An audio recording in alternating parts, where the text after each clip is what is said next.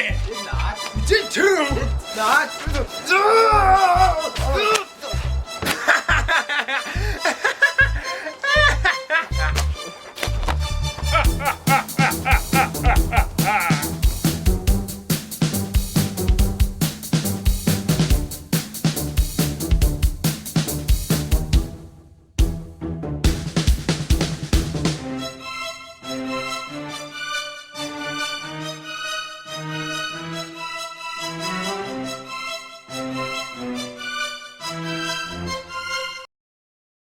Hello, I am Marco Who. And I'm Egon Who. And before we start today's review, I would just like to start off with one fun fact about myself, because we all need that. I have never slept through a movie ever in my entire life. I know, fun fact. But I don't even care if the movie had a really slow pace, had no action, I've just never ever been able to sleep through one. But this movie today was so boring that I was this close, darn close to zonking out. And that movie is The Darkest Hour. Now, the main problem with The Darkest Hour is that it's just so boring to watch. I mean, there's really no character development, the story is slow, and all the plot and stuff, which we'll get into later. And, I mean, you get this vibe from the movie of just who the heck cares? I know, right? So, let's try to make this as painless as possible and get this thing over with. This is our review of The Darkest Hour. Now, the presentation of the movie is pretty standard at times and pretty substandard at other times, like with the obvious green screen effects and lighting that just doesn't match up with everything else. And not to mention the CG is okay, but it's not the greatest either. And like with the disintegration thing, that's actually kind of cool how they turn to ash and all that. And yes, the weird glowing orange wispy things that you see in the movie, those are the aliens. Yeah, pretty weird. You just go with it. Also, the audio in this movie isn't that big of a problem. The background noises do like nothing bad, and you can still hear the characters and what they're saying. Not like that other channel where it'll featuring those two idiots who do nothing but reviews, dares, and comedies, fight a figure in a cloak, and do nothing but play video games in their spare time. That's what we do. What we do? Oh, god dang it! Also, the movie, there's one thing else to cover in audio. The music. The music in this movie is very good. Like that one track that played during that one scene when that one guy did that one thing that was really awesome, you know? Yeah. I remember when the one guy who was in the hotel and he was firing the gun. Was it that scene, right? Yeah, something like that. Oh, no. I love that scene. Oh yeah, seriously, the music sucks. In fact, I'm not even sure there was music in the film. I didn't remember any. Oh, sure, there was music. I mean, really, where? Oh, one scene. There's probably some music during that one action scene we were talking about, but honestly, I don't even know. The movie could be silent, and I wouldn't even know if there was music. Yeah. You couldn't tell the difference if it was silent versus music because you don't remember it. So, in conclusion, and we got the presentation which looks meh, audio not a problem, music almost non-existent. We're gonna give the thumb sideways, if only for the disintegration parts, because those were awesome. Don't lie. Definitely. The Darkest Hour is a good example of bad acting, underacting if you would say it. And a good example of this would be the best friend to the main character in the movie.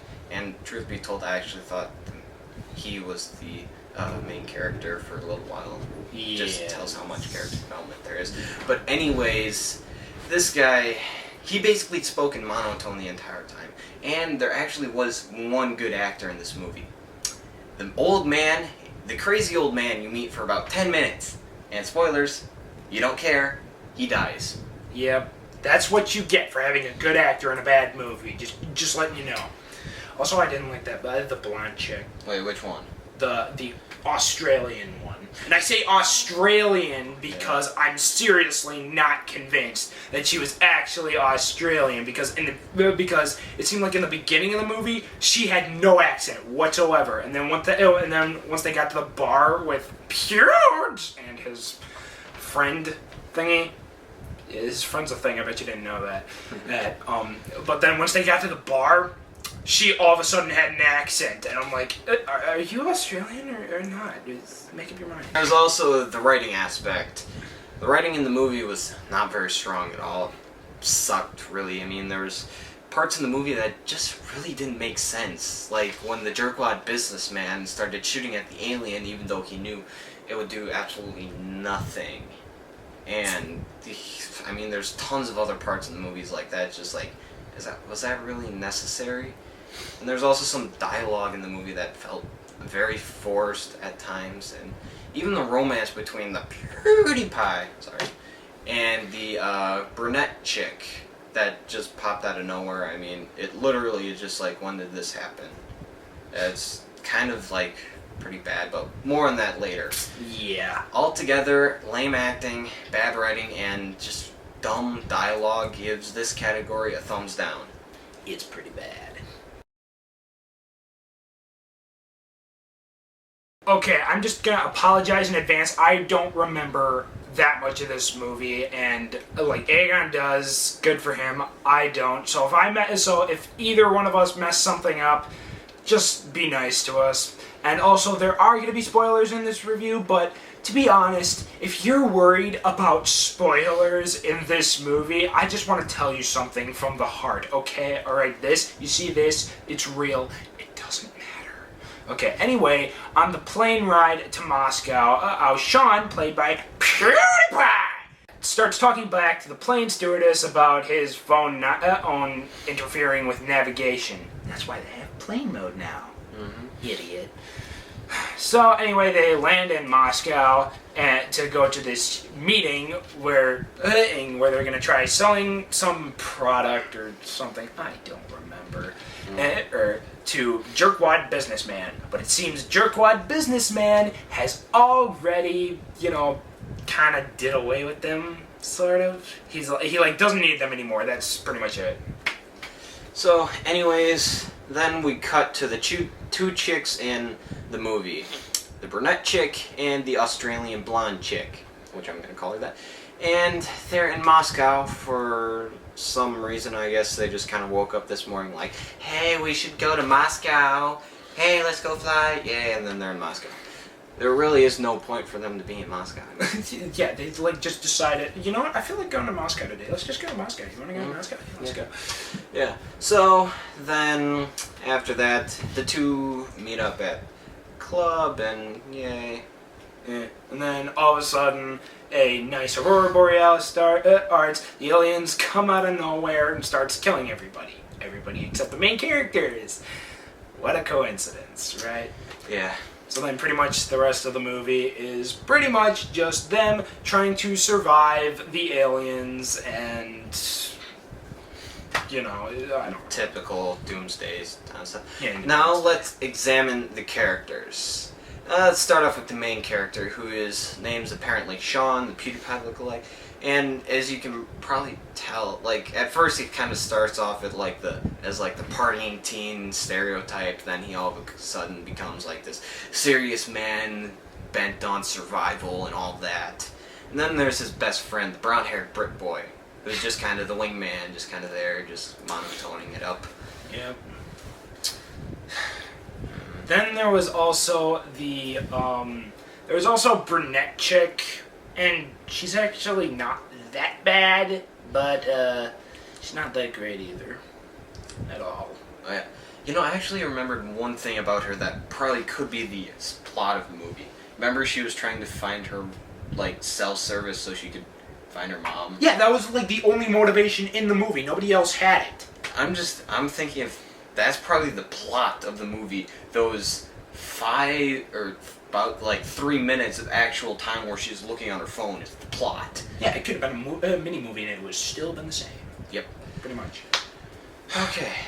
So, now once all the aliens start attacking, destroying things, And all that just happened, and they escape. I guess that's the movie. Yeah, what they do.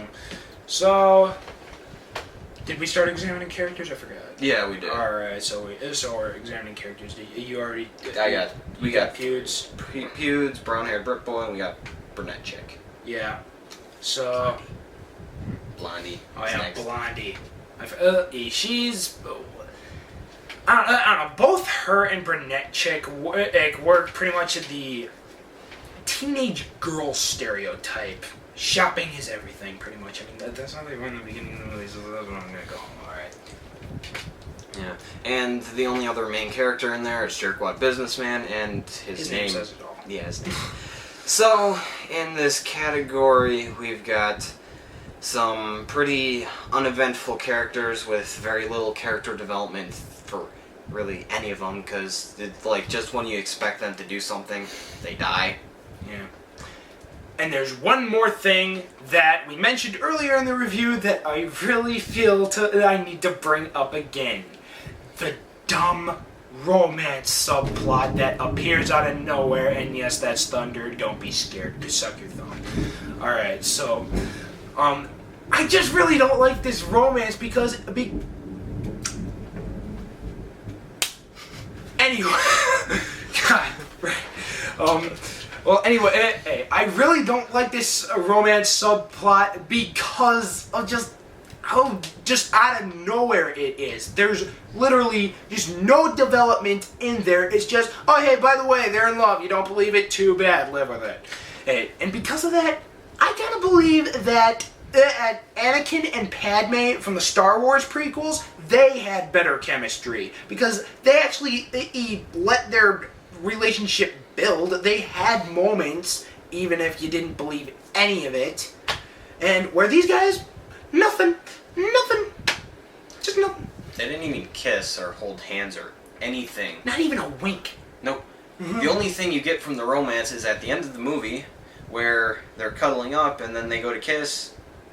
Boom, it's done. Yeah, pretty much. So, with dumb plot, boring characters, and a boring plot at that, I forgot to mention, with very little motivation, plus a romance subplot that makes you screaming bullcrap till kingdom come, gives this category the thumbs down.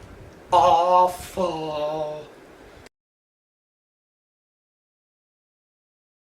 This is the part of the review where we talk about anything else in this movie that we feel needs mentioning. Let's start off with anything out of the blue, suspense. Give this movie credit, it actually did have some suspenseful parts where you were guessing which person was going to die and when they were going to die. And there were some parts that are like, oh, they're going to make it through. Alien pops up, boom, they're dead. Like, what? Yeah, so it did keep you guessing. It wasn't always predictable as far as who died. So, I give it that. Yeah. However, the suspenseful parts were very few and far between, so it doesn't really make up for it. And the movie also went by pretty fast and pretty slow a lot. Yeah, the pacing was awful.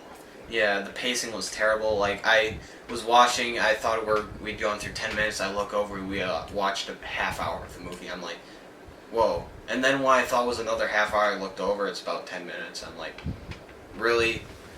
Yeah, like, I don't know, it starts off very fast, and then for the rest of the movie, it's slow. Then there are, one thing I liked was kind of the aliens themselves. Like, Yeah. the whole idea of the aliens, kind of how they see, like, electronics and stuff. Yeah. That was actually a nice idea. Yeah. And plus the idea with, like, the light bulbs and stuff. As shields? No, like the light bulb identification. Oh, yeah, that. That was actually kind of cool and smart. I forgot about The aliens themselves are probably the coolest part of the movie. Yeah. I guess that's all that really needs to be said. Well, actually, about that, there's only one more spot that I'm going to mention. Mm-hmm. That is, well, actually, there's a couple more things that I'm going to mention. Yeah. One, rewatch value. Yeah. There's really not that much rewatch value to this unless you have trouble sleeping, in which case you're probably going to want to watch this movie to make you zonk out fast. And other than that, nobody's going to really want to watch this again. Now, as for who would like this movie, not many people would. I would say if you're a sci-fi fan, check it out, maybe. You might find some enjoyment out of it. We didn't. Also, if you're a fan of survival movies, sort of like Doomsday and Independence Day, you might like this movie, or at least, check it out. And if you suffer from sleep deprivation, you're going to love this movie because you're going to be asleep in 10 minutes. So, with all this miscellaneous stuff we just mentioned, I think we'll give this category a thumb sideways. Now for a recap. We got presentation, thumb sideways. We got acting, thumbs down. Story, thumbs down, and miscellaneous, thumb sideways. Because two thumbs sideways equal one thumb up, we give The Darkest Tower 1 thumb up out of 4 thumbs up because we don't have a 5th thumb. And now, on to picking the next review. You got the bingo chart ready? Yeah. I got the bingo wheel. Make it up a bit. And spin. Okay, we have 074. We have 074. We got another video game, yay. We got Pirates of the Caribbean at World's End for Wii. That game sucks. Terrible. Okay, so I guess that'll be our next review. Yep. I gotta play that game again, suck at it again.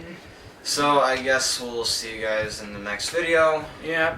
See you guys later. Bye. Say hi to your teddy bear for me.